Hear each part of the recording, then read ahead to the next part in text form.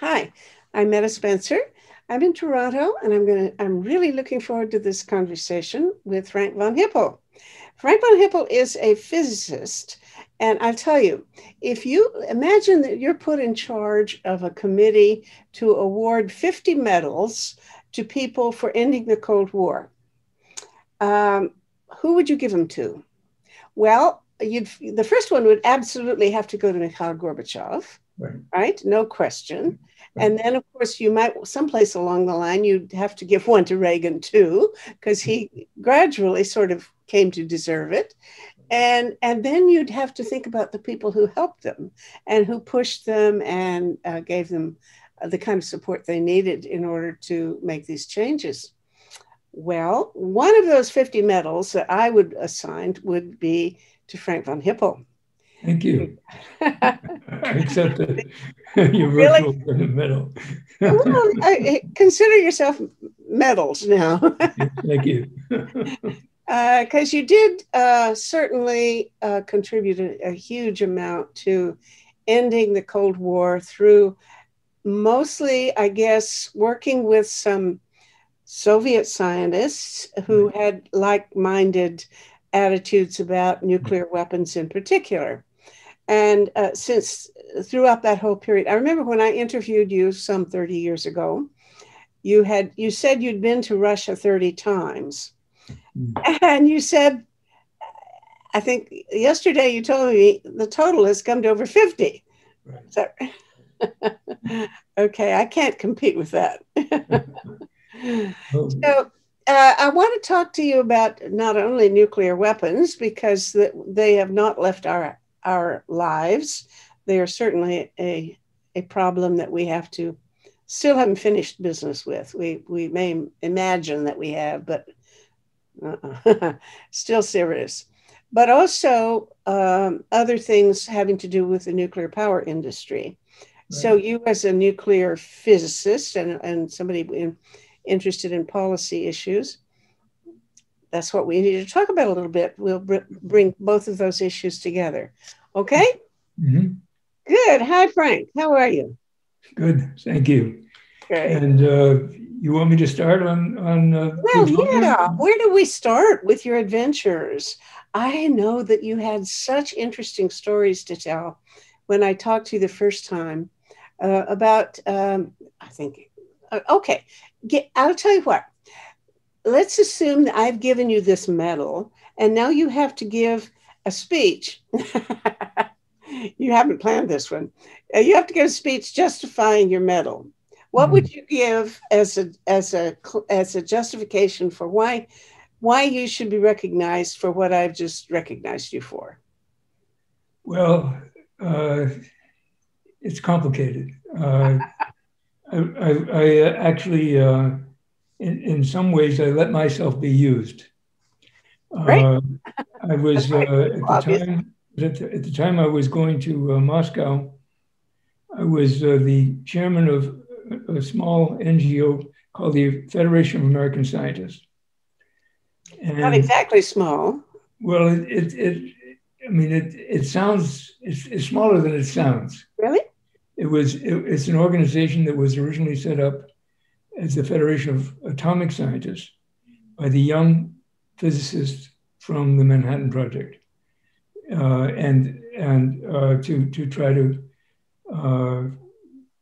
work on arms control. And actually, their starting project was to make sure that nuclear research in the United States was controlled by a civilian agency. Mm-hmm. So and they succeeded in that. So it became so it was one of the early science-based non-government organizations, and with a few thousand members when I was elected chairman. But it sounded like, the title made it sound like it was the Federation of American Scientists. Mm-hmm. I believe that. And of course, there are millions of American scientists, so that would make me much more important than I actually was. So anyway, we after after Reagan's Star Wars speech in 1983, a group of people who later we learned were advising Gorbachev. Gorbachev was 2 years off from becoming the chairman of the Soviet Communist Party. But we received this letter from a group calling itself the Committee of Soviet Scientists for Peace and Against the Nuclear Threat. And they said, well, you know, we have this ABM treaty, this treaty which limits ballistic missile defense. And in fact, remind me when that ABM treaty came in. It was 1972. And they said that in the discussions, there were what we call now track 2 discussions between Soviet and U.S. scientists about ballistic missile. Track 2 being non-official but influential. But in to varying degrees plugged in. Mm-hmm. Sometimes, I think in the case of the Soviet scientists, they were more plugged in than we were. And they said, you help persuade us that in fact, ballistic missile defense is infeasible and would be counterproductive to the extent that people thought it would work, because they would build up there would be an offense-defense race. So it would be a further, we're trying to control they were trying to control the offense build up in those days, so that this would be another driver to make it more difficult to build up the nuclear arms race, to stop the build up the nuclear arms race. So we wrote back and we said, and so they said, do you still oppose ballistic missile defense? And we said we did. So then there was a follow-up letter that says, why don't you come visit us over Thanksgiving in 1983. And excuse me, but was there any overlap of membership? Because I'm involved with Pugwash, and no. I know that many of the Pugwashites were also concerned about the same issue at about the same time. I actually, I was chairman. John Holdren, who later became Obama's science advisor, was very involved in Pugwash, I think, as well as. Yes, I used to meet him occasionally. Uh-huh. Yeah, and I would go sometimes to Pugwash meetings, so that there was some overlap, but it really was. This was organized. FAS, mostly. This was organized by the president of the FAS, the full-time CEO, Jeremy Stone, on our side. Mm-hmm. And so we went over, and Jeremy and John Holdren and I, and John Pike, who's an expert on the FAS expert on ballistic missile defense, and we started talking to them, and we developed a real relationship with this group, and that's what got me on this frequent flyer trips to Moscow, and we had these discussions. We didn't know whether they were significant or not, but it was interesting. There were obviously very smart people on the other side that we were talking with. And then in the spring of 1985, 2 years later, or a year and a half later, Gorbachev came into power, and we learned that this was a sort of a brain trust that Gorbachev had set up to advise him on nuclear issues. Mm-hmm. And so then we could brainstorm, and actually maybe things would happen. And sure. And in fact, the first thing that Gorbachev did was, I don't think it was on our list, but it was unfinished business with regard to the test ban. the Kennedy and Khrushchev. I think Gorbachev was quite influenced by the Khrushchev period, which happened while he was in college, in the university.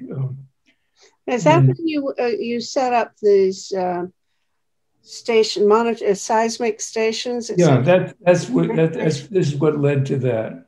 Mm-hmm. Okay. The Khrushchev and Kennedy had tried to achieve a comprehensive test ban treaty. They had only achieved a partial test ban treaty because it was crazy. I think that there were evasion scenarios for underground testing. Maybe a country would build a huge hole in the ground and set off the explosion in the middle of that hole, and that would damp the seismic signal. So they wanted to have on-site inspections. Mm-hmm. And it was ridiculous in retrospect. I think the US insisted on at least 5 a year, and the Soviets said no more than 3 a year. And so they didn't close that gap, and in the end we only had the ban on the atmospheric testing in outer space and the oceans. Well, excuse me, but how realistic was that? This notion that you could disguise the magnitude of the bomb being tested by putting it in a bigger cavern or something. It was that really something that was an impediment to verification? Well, it acted as an impediment. The effectiveness was greatly exaggerated. The advocates said that you could make much bigger holes than, in fact, realistically you could. And also they exaggerated the factor by which it would reduce the seismic signals. But it was enough to throw things off and probably make a comprehensive test ban treaty at that time unratifiable in the U.S. Senate. Mm. So that's why. So in the Khrushchev time, the Soviets were very paranoid about U.S. on-site inspections. What else? What would our real agenda be? Why were we asking to go there? But Gorbachev was different. Yeah. And so in fact, Velikov, the chairman of the group of Soviet scientists, asked me at one point. You mentioned his the first time you're mentioning his name, Yevgeny Velikov, and was he the person who contacted you in the first place, or was you say it was a group? It was a group that he chaired. I know that you worked very closely with him, right? Yeah, that's right. He chaired the group, and then it's funny. We actually met in Copenhagen on the centennial of Niels Bohr's death, in I think in the fall of 1985, and we brainstormed there, and Velikov said, well, what had happened was that the Reagan administration, basically Gorbachev had declared a unilateral moratorium on August 6th, Hiroshima Day, 1985. And they expected that the Reagan administration would do the same, would respond, just as Eisenhower, this had been done once before. Khrushchev had declared a moratorium in 1958. Eisenhower responded, and then later on, this led to the partial test ban treaty. Mm-hmm. But Reagan didn't. The Reagan administration didn't want to stop testing.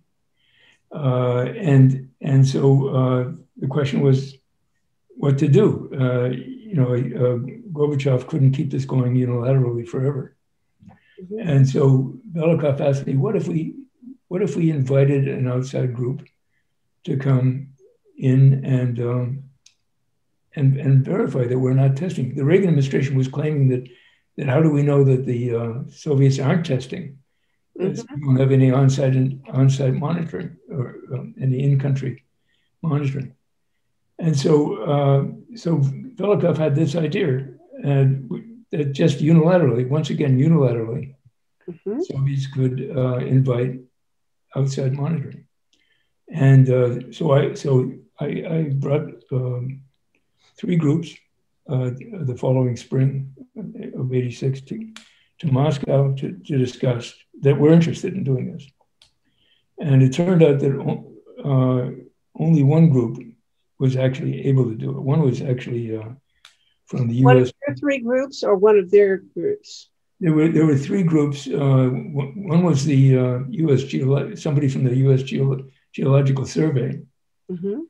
So a government scientist. That would be from the standpoint of seismic testing. Setting up seismic stations in the Soviet Union around the Kazakhstan test site.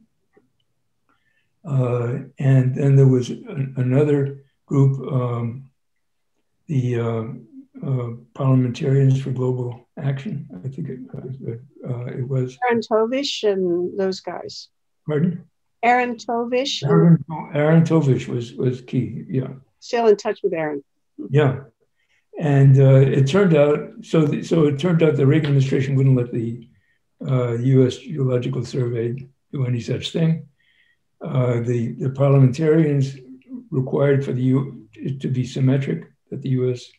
Allow itself to be monitored as well, and so only the third group could pick up this opportunity. That National Defense Resource Council. Natural Resources Defense Council, right, and where Tom Cochran was the leader of that project, and so. So they actually Velikov later on told me about a conversation he had with Gorbachev on this, and Gorbachev said, "Well, we better check with the Politburo whether this is all right to do," and the Politburo didn't like it. A lot of the powerful people in the Politburo didn't like it, and so after they left, and Gorbachev and Velikov were alone, Gorbachev said, "Well, maybe we can't do it." And then Velikov told me, "Sorry, boss." He said to Gorbachev, "Sorry, boss, they're already there."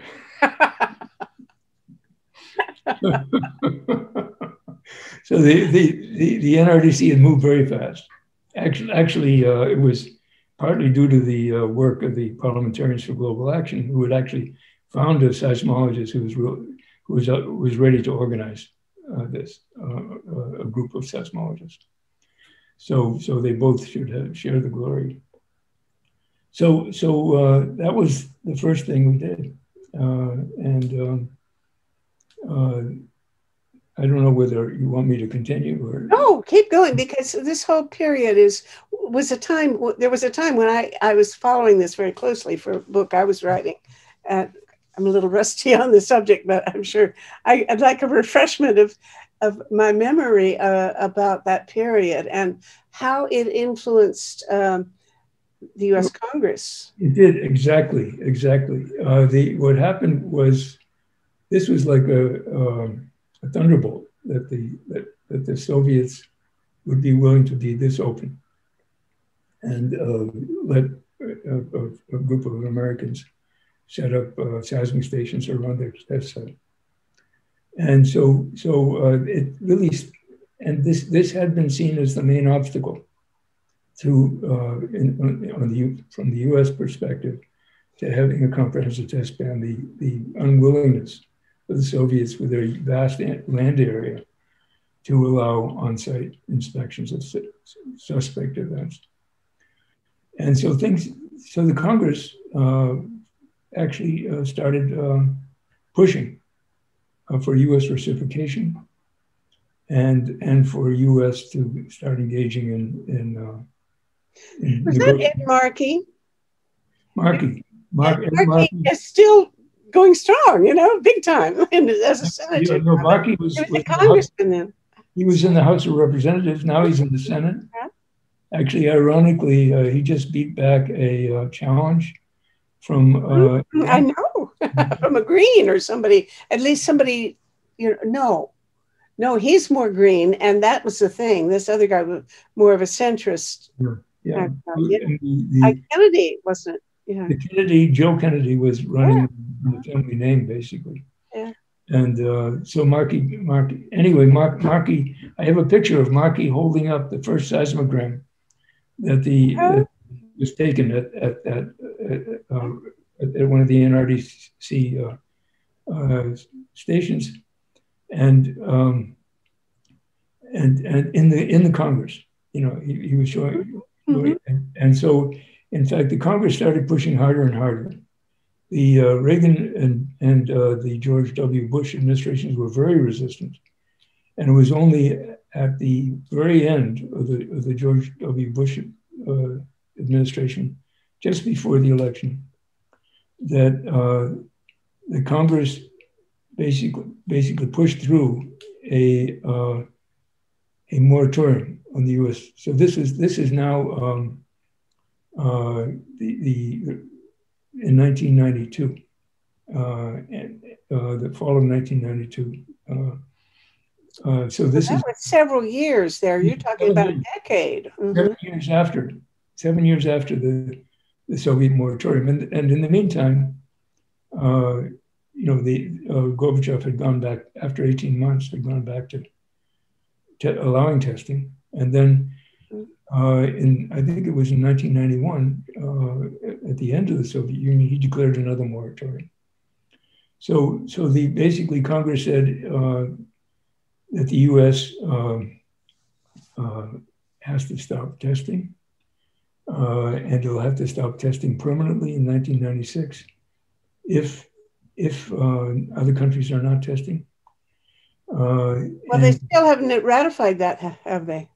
No, they haven't. But the moratorium, actually, I was then involved. I went into the Clinton administration.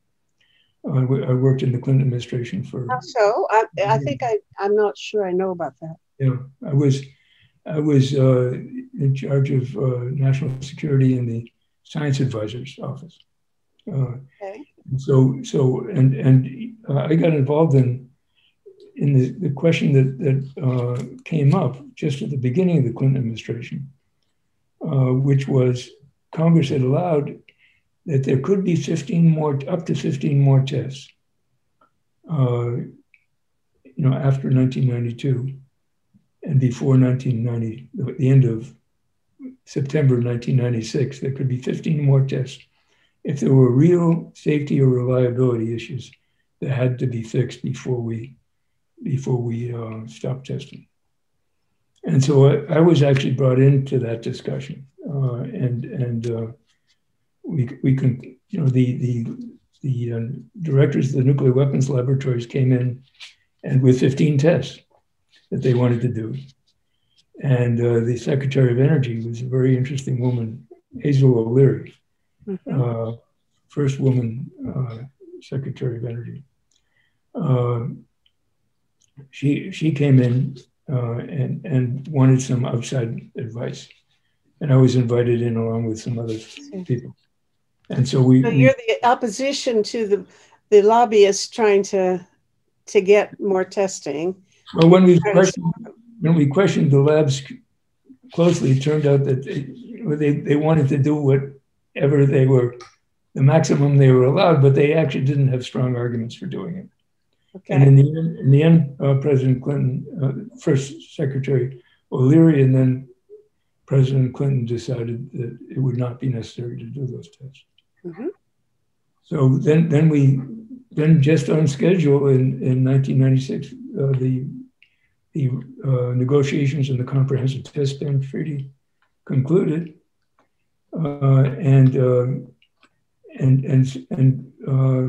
a lot of countries have ratified, but it turned out that 40 specific countries had to ratify for it to come into force. Into force, and 8 of those countries have not, including the U.S. President Clinton asked for a ratification vote in 1999, And we have a very high bar. 2/3 vote of the Senate is required, and he didn't even get 50%. Did Obama ever ask for it? He didn't. He didn't think that with the Senate's that he wouldn't get it, so he don't bother. That he could have gotten. Yeah. And getting it voted down twice by the Senate would have really been a killer. Well, I believe, I understand he also had to make this deal to have the modernization approved, which is a bad story, but to get it, the New START approved. In other words, a trade-off with, is that true? I mean, my impression is that Congress would not have approved the or Senate wouldn't have okayed the New START if he hadn't agreed to spend gobs of money on a modernization of nuclear weapons, which I'm sure he didn't want. Well, that's right. No, Cirincione said he didn't want it anyway, and I believe it. No, he wanted to go for nuclear disarmament, but of course not alone. And so, the New START, we paid a tremendous price for New START. You're right, and of course, now it's going to be thrown away anyway. Well, it's not clear. I mean, if Biden wins, I think Biden will actually extend it. So it really is. Well, if Biden gets elected, sure, I think. But I mean, at the rate things are going, with what Trump is promising, he's not going to. He said he won't renew it. Just today's paper, it's not even. It expires in February, though, and the new. So maybe Biden will have time to. So I have about 2 weeks. Well, all he has to say is yes, because I guess Putin says take it or leave it the way it is for now, and then you can renew you can start a new process for expanding the thing, right? Yeah, then it would be enforced. It can be extended by the two presidents for up to 5 years, and that would give us time to negotiate a successor treaty. Mm-hmm. Yeah. That's another good reason if we didn't have enough for voting for Biden. Plenty of reasons. Otherwise, anyway. Yeah, right now it looks good for Biden, but there's going to the Trump promises chaos and every kind of skullduggery that you could imagine. In some kinds you can't imagine. Oh, exactly. He'll even come up with novel ways of making problems. Okay, well, there's so many other stories I'd love to probe about this, but I want to shift to another angle, because you're not only interested in nuclear weapons, but in the social consequences of nuclear power. And I know that you have, I don't know whether we want to abruptly leave this early period and shift to some of your later research, or whether we want to explore some of the other adventures that you went through. I remember hearing you telling me a story about being on a ship and you thought you could tell whether the ship had nuclear weapons aboard. Oh yeah, that's another. And the sailors were waving at you as you flew over, testing their nuclear doodads. It's another Gorbachev period, and it's also the NRDC was involved then, also the FAS. One of the issues, this came after the testing issue, the test monitoring. So the FAS and the Committee of Soviet Scientists decided to look at could you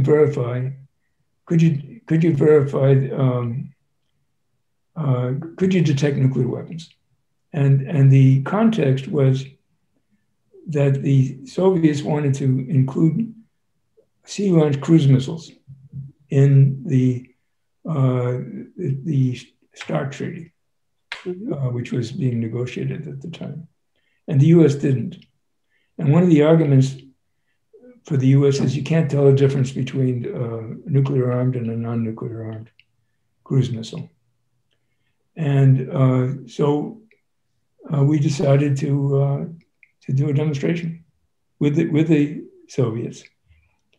And the FAS did the theoretical work, and then the NRDC actually organized the demonstration on our side.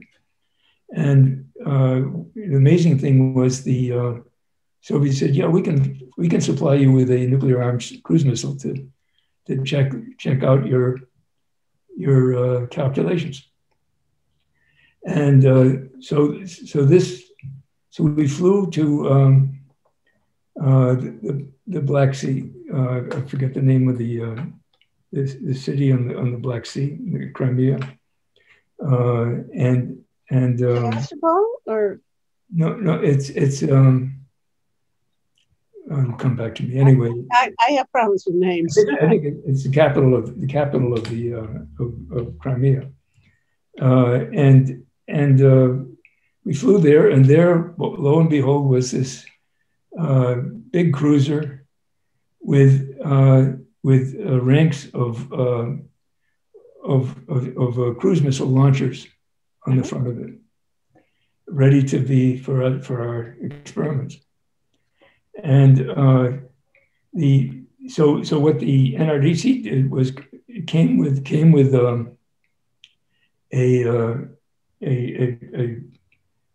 measure, an instrument to measure gamma rays, and they sat on top of one of these tubes and said, "There's a nuclear warhead inside this tube because we can detect the gamma rays coming out." Uh-huh. And then the Soviets said, well, they did that too, but then they said, "We have another way." And they had a helicopter and fly by the cruiser, and it had an instrument to detect neutrons. And they said, "We can detect these neutrons up to 50 meters away." And so that was impressive. You didn't have to sit on top of the tube. And then later on I said, "Well, yes, but the U.S. would never let you that close to one of their ships, with a helicopter." And they said, "Oh yes, we have." And when we went back to Moscow, they showed me pictures that they had taken from a helicopter of the U.S. sailors waving at them as they flew over with his helicopter and his neutron detector, and they claimed that they could actually estimate the number of warheads from the number of neutrons coming out. So that was. Now it turned out. I mean, this experiment is famous. There's never been such a measurement of another country's gamma radiation, and so it's well known in the nuclear community, but it didn't change what came out. That always left me with a question of, if there's that much radiation coming out of those suckers, isn't it dangerous to be anywhere near them? I mean, well, I mean, there are issues, like in submarines.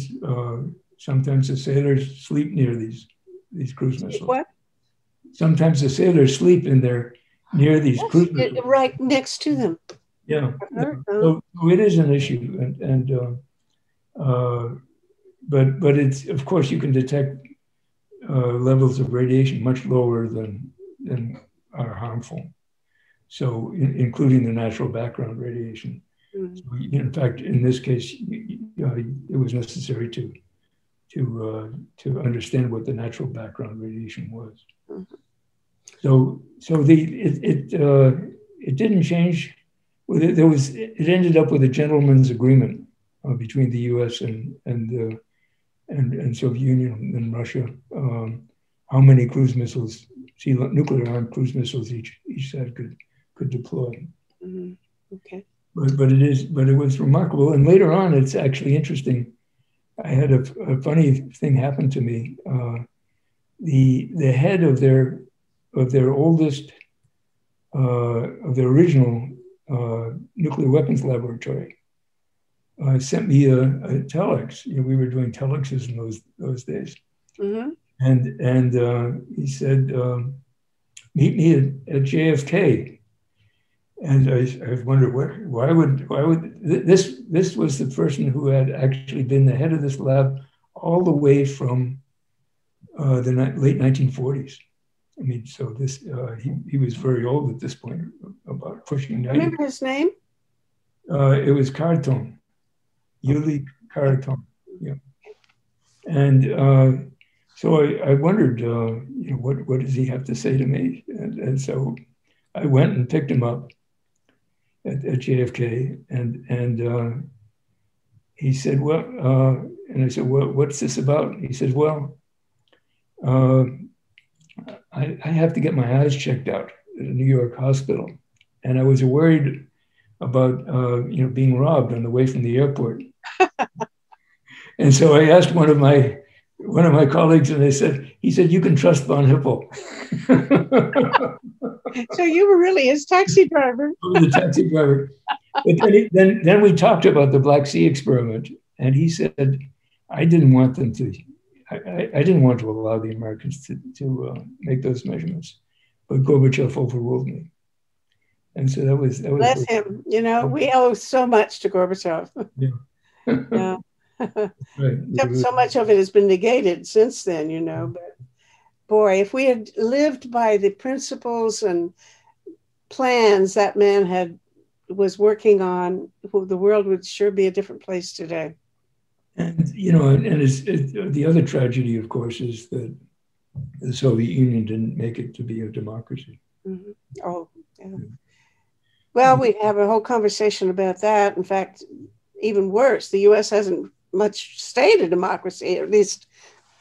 We're fighting for it, right? Problems. Okay, I want to shift gears a little bit because your more recent work has been more about nuclear power and these.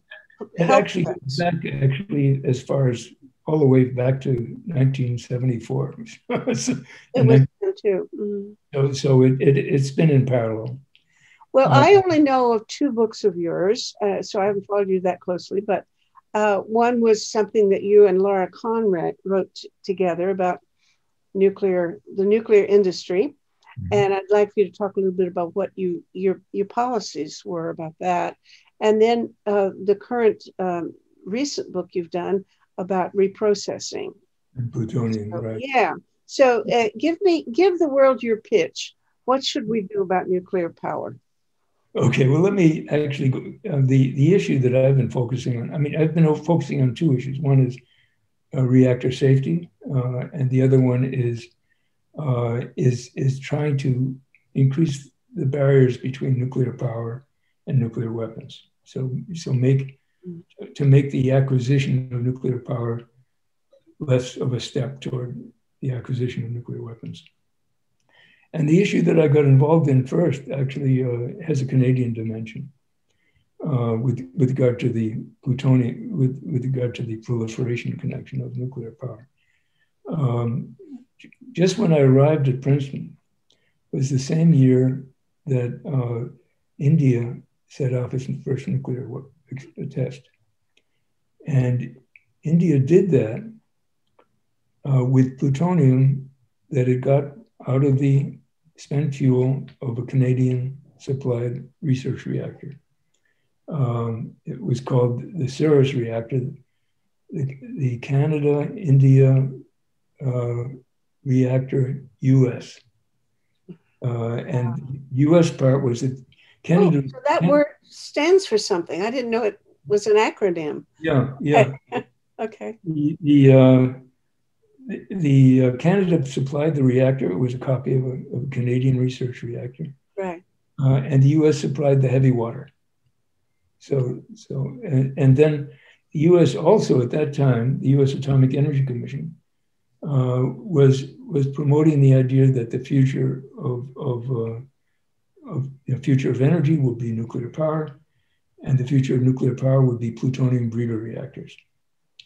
And so it was encouraging other countries, including India, to separate plutonium out, to start up these breeder reactors, which would, the reactors we have today are fueled by the chain reaction of U-235, which is only 0.7% of natural uranium.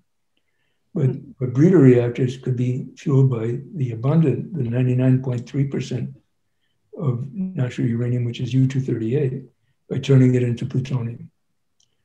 And so the Atomic Energy Commission was convinced there wasn't enough uranium to support the kind of reactors we use, and we were going to have to shift pretty quickly to these breeder reactors. And it was, and so enthusiastic about this idea, was promoting it to other countries, including India, even though plutonium is a nuclear weapons material. So what we were basically proposing is to fuel, is in fact what the chairman of the Atomic Energy Commission, Glenn Seaborg, during the 1960s and 70s, well, for about a decade there from, he called the plutonium economy, that the value, you know, we were still talking about the gold standard, and that he was going to make it the plutonium standard. Everything was going to be, all value was going to be derived from plutonium. And so the Indian test was sort of a wake-up call that we were actually promoting proliferation. The Atomic Energy Commission was. And in fact, there were several other countries going down that same track. When the Ford administration looked around,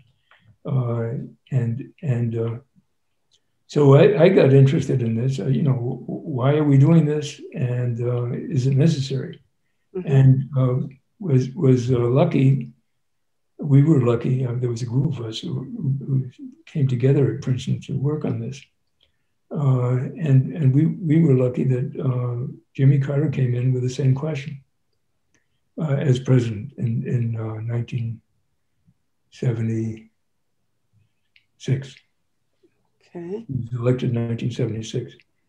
And so by the time he was elected, we actually had chewed on the problem for a while and concluded that it wasn't necessary. It wouldn't be economic. It wasn't necessary because there really is enough uranium.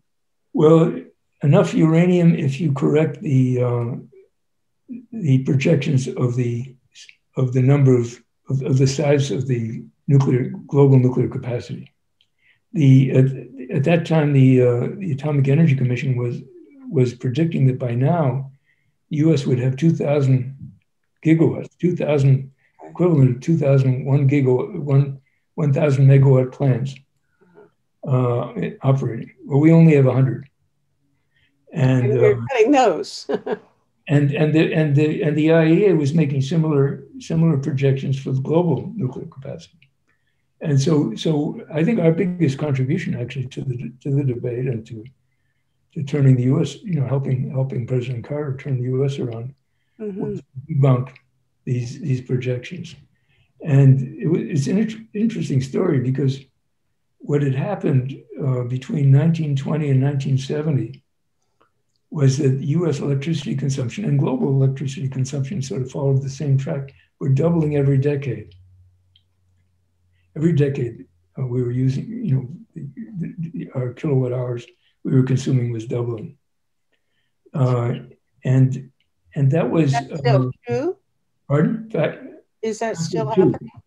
Factor two every 10 years. Is it still happening? Well, around 1970, that changed. I mean, because that was much more rapid growth than the growth of the economy. Okay, so it's been... So it couldn't go on forever. And in fact, the forever ended in around 1970, just at this point. Okay. And we you know, one of my colleagues asked this question, you know, how is it possible that electricity can't go on forever? And he concluded that in fact, during those 50 previous years, the price of electricity had been coming down, so that in fact the percentage of the GDP going to the purchase of electricity had actually been roughly constant. There were economies of scale in the production of electricity, but those ran out basically around 1970. And so we said that, and in fact, we said that electricity, consumption isn't going to grow this fast. And also, there is much more uranium in the world than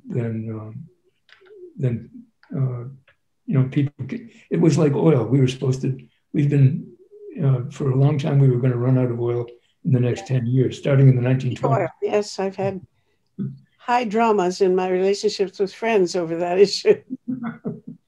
So anyway, that was our contribution, and then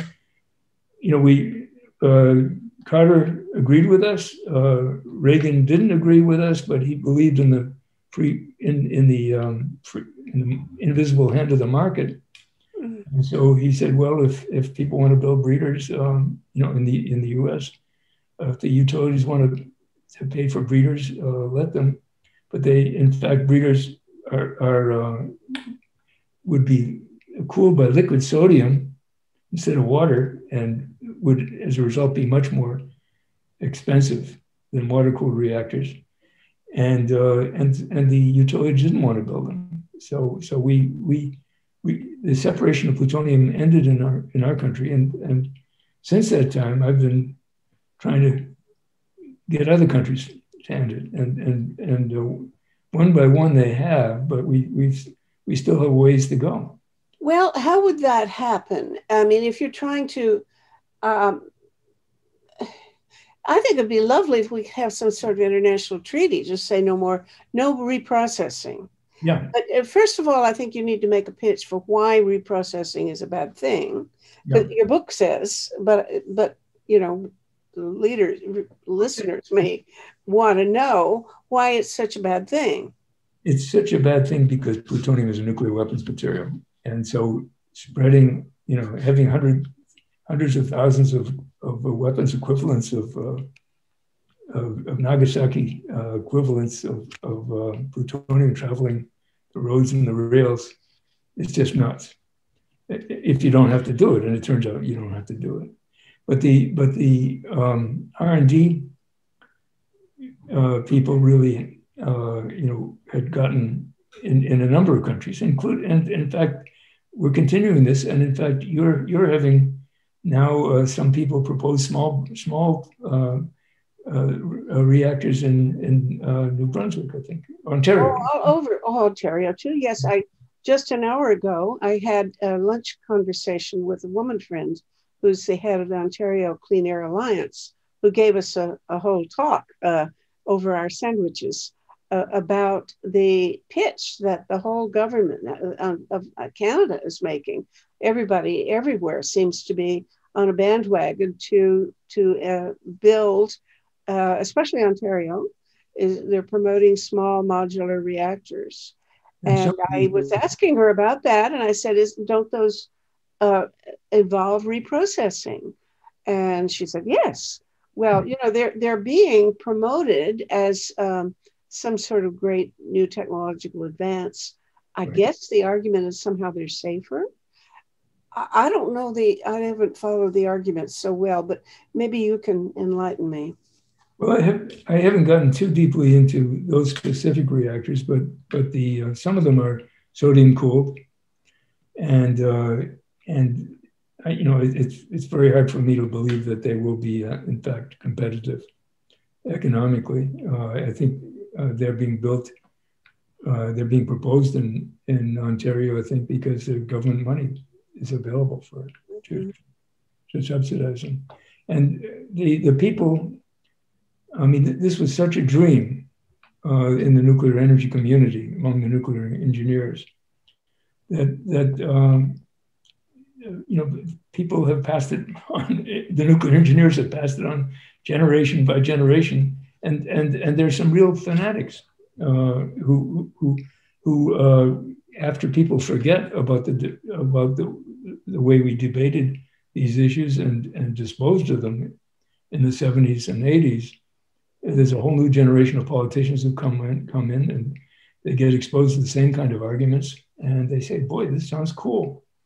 And so the antidote has to be applied again.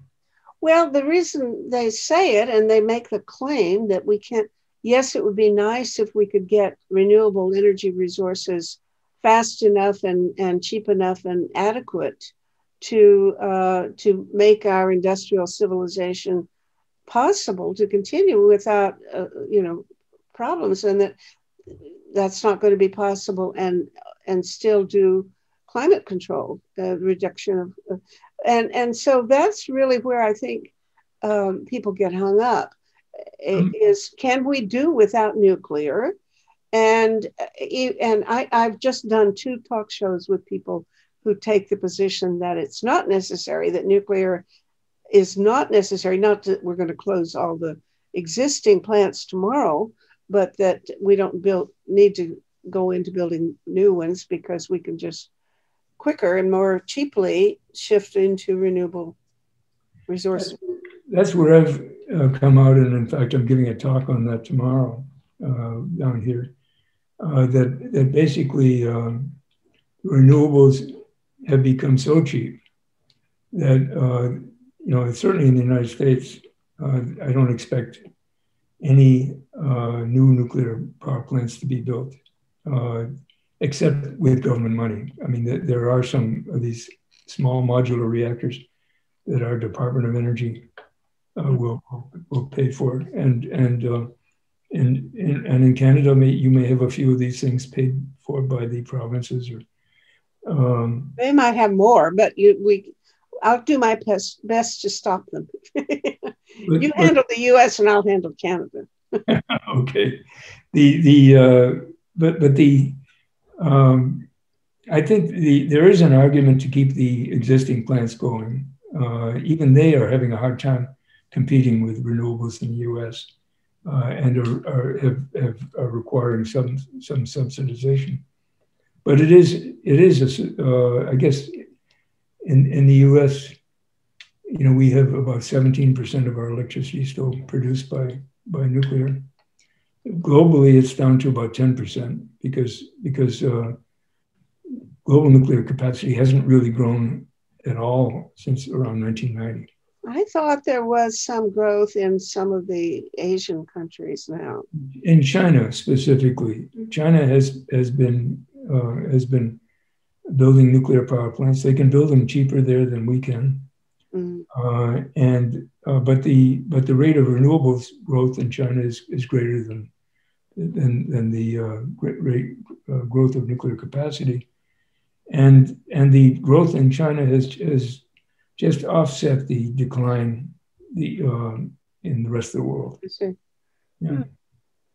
So it could be that it could remain. I mean, as total electricity consumption globally has increased, the nuclear share has been going down, even though the nuclear generation has been pretty constant. And so it peaked at around 17%. It's down to about 10% now. Globally. So, so if as long as it can be, as it can be kept safe, there's no argument really not to keep these plants going as long as they economically can. The question is, can they be kept safe? In the U.S., basically, the Nuclear Regulatory Commission has been taken over by the industry and hasn't. It's I think what happened with the Boeing 737 Max is sort of a similar situation where Boeing basically took over our the safety regulatory. I just have had a conversation with 2 men in California who have a book called Reaching Net Zero. And in that talk show, I mentioned a book that I'd read by Grigory Yachko, who had been the head of the Nuclear Regulatory Commission. And he'd been in charge of the safety of U.S. reactors. And at the end, he came out against nuclear power entirely. He basically said the lobby, the nuclear industry is so powerful as a lobby, and they just surround you. They come at you from every direction, and you just can't regulate them. You cannot control them because they're too insistent, and they have too much political power. And so safety considerations just don't get the attention that they have to have.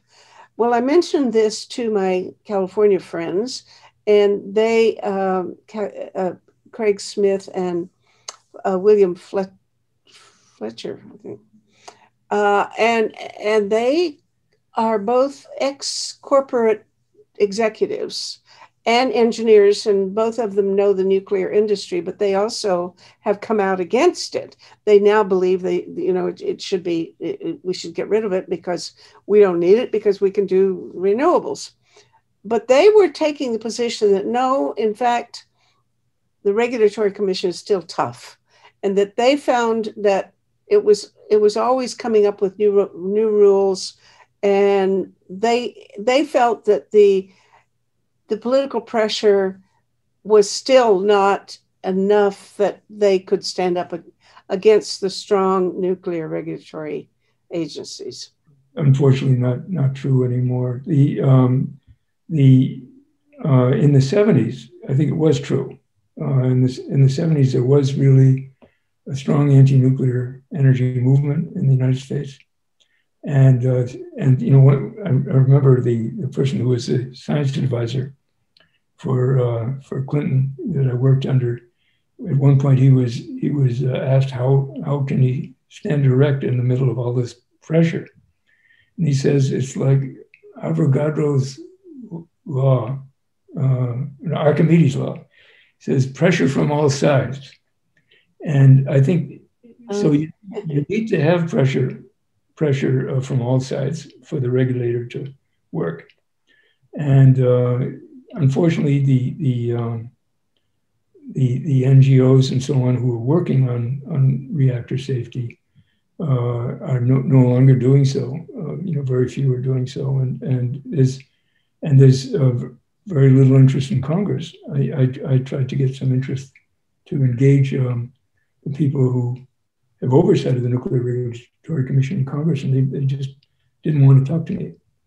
And so it has been captured,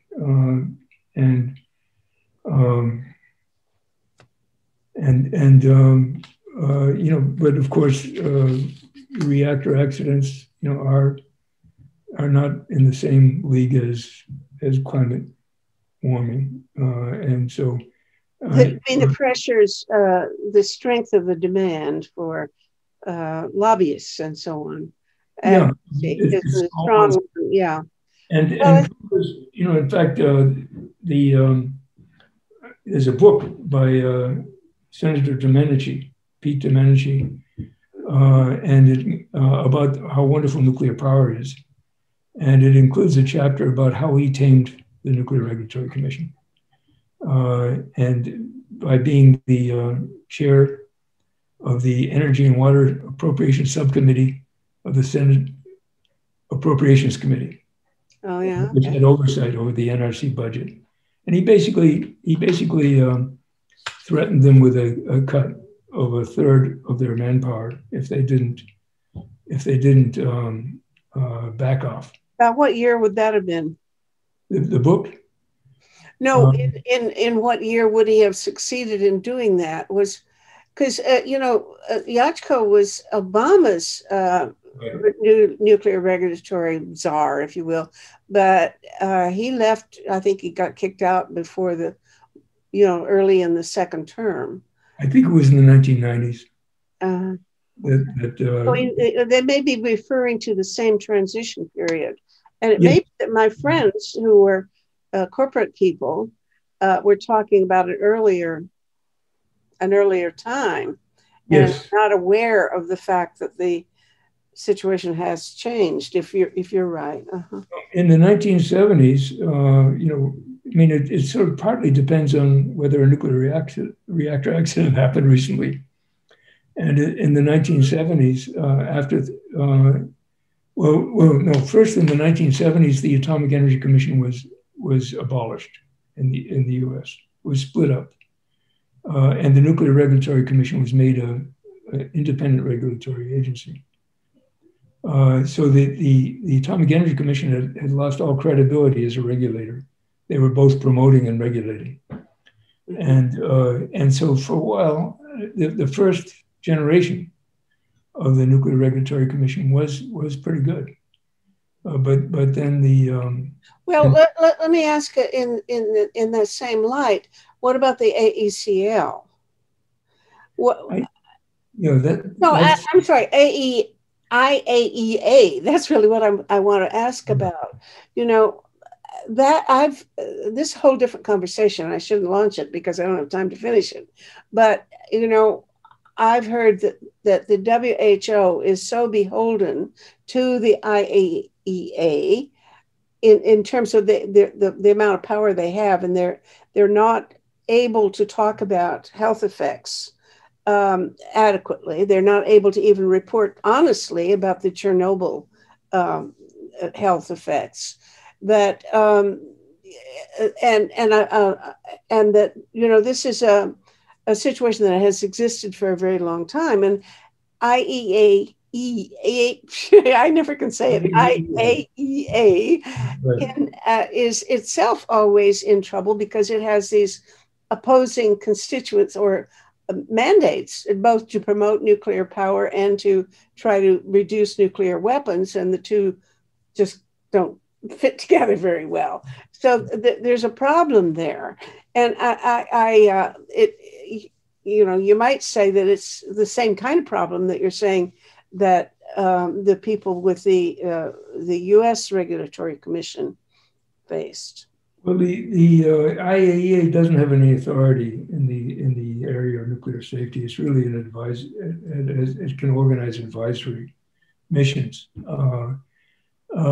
Its real authority is in the area of nuclear non-proliferation, and to make sure that nuclear technology, the material isn't being diverted for nuclear weapons programs, and you know, the kind of thing it's doing in Iran.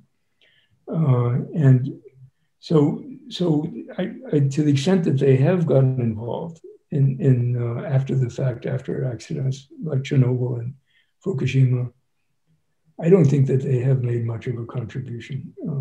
No, but they apparently WHO can't come out with anything because they are sort of under the thumb. They have to clear everything with IAEA, and they aren't allowed to even have a department that looks into those matters.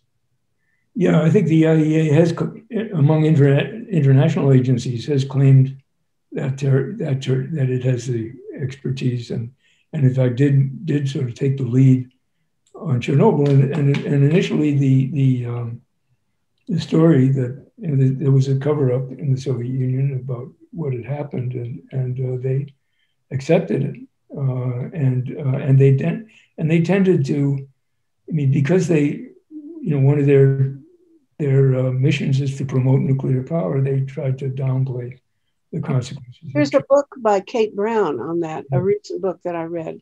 And do you know Kate? I know her and heard her talk, and I sort of guessed that was what, you know, what you were talking about. Yeah, right. And there definitely was a cover up, and the IAEA was not that aggressive in getting through it. Well, I think what the message of this conversation is that we need citizens to be concerned and to make a lot of noise. That's exactly right. Well, I'm trying to make as much noise as I can, and I'm so grateful to you for all of the research and the activism and the, you know, smarts that you've exhibited over the years, the leadership and so on. I just I'm really profoundly grateful to you for that and for the opportunity to have this conversation. Well, my pleasure. And let me just remind you of one of the mantras of the 70s, I think it was: better active now than radioactive later. Well, that's what we have to do. Push it a little harder. Okay. Thank you so much. Enjoyed it. Great to see you. Bye. This conversation is one of the weekly series Talk About Saving the World, produced by Peace Magazine and Project Save the World.